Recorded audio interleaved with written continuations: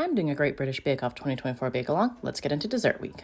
This week's signature bake, Meringue Nests, which, like most of the challenges set so far this year, is something that I've never considered making before. But here we are. So to make these nests, I started by whipping up some French meringue, which is just egg whites, some cream of tartar, and sugar whipped to stiff peaks, and then added that to a piping bag that I striped with some orange gel food coloring. I then piped a few rings onto a parchment-lined baking sheet, added a border on top to create the nest shape, and then popped these in the oven to bake for an hour while I prayed that they held their shape and didn't come out completely cracked. Because I was only gonna do this once. I then moved on to my fillings, which were all tropical themed. I went with a pineapple mint compote, think pineapple mojito vibes, which was super easy and just meant blending up frozen pineapple and mint in a blender, cooking it down with some sugar until it thickened, and then placing it in a container to cool. Which, spoiler alert, did not thicken enough but was delicious. My second component was a mango compote, which was also incredibly easy to put together. I cut up some frozen mango so that they were smaller and more pipeable, cooked that down with some lemon juice, lime juice, and sugar until it was nice and thick, and then set it aside to cool alongside the pineapple mint compote. My final component was some coconut whipped cream, which, fun fact, coconut cream doesn't like to whip up, which is something I learned the hard way during this bake. I eventually added enough heavy cream that it was kinda stable and ultimately just decided to roll with what I had. Once all my fillings were ready, my final task was to create some mango roses for decoration, which were a little more difficult than I anticipated. See attempt 1.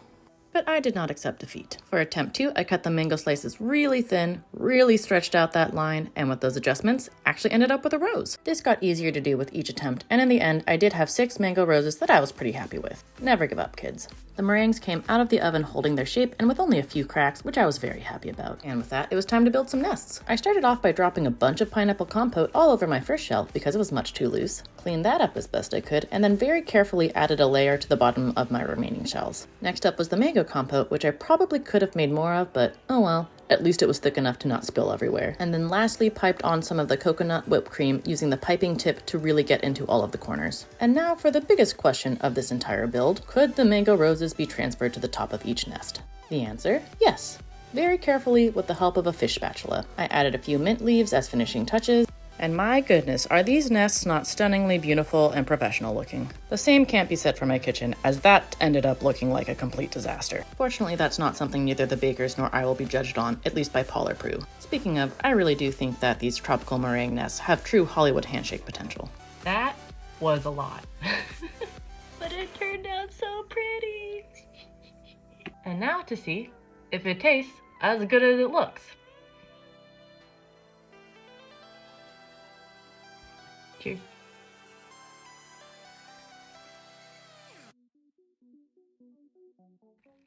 Not to toot my own horn, but wow. The coconut comes through just a touch. You get the tang from the pineapple, the sweet from the mango, texture from the meringue. Honestly, so good. I wish you could taste this. The one critique I will give is I'm not tasting a ton of the mango compote. I'm tasting the pineapple for sure, and I'm getting the mango from the top, so it kind of helps make up for it, but overall, absolutely nailed dessert week. Wow. Anyway, I would call dessert week a complete success, and I will see you back next week for 1970s week.